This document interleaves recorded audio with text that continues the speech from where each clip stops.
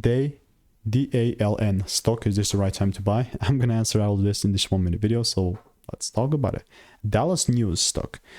Why am I making video on Dallasnews? Because it was like this last week, just definitely started picking up some volume.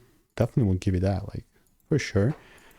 I'm like, for the price action that we have right now, this is nothing like, it's a pretty bullish trend, like, so I'll definitely give it that.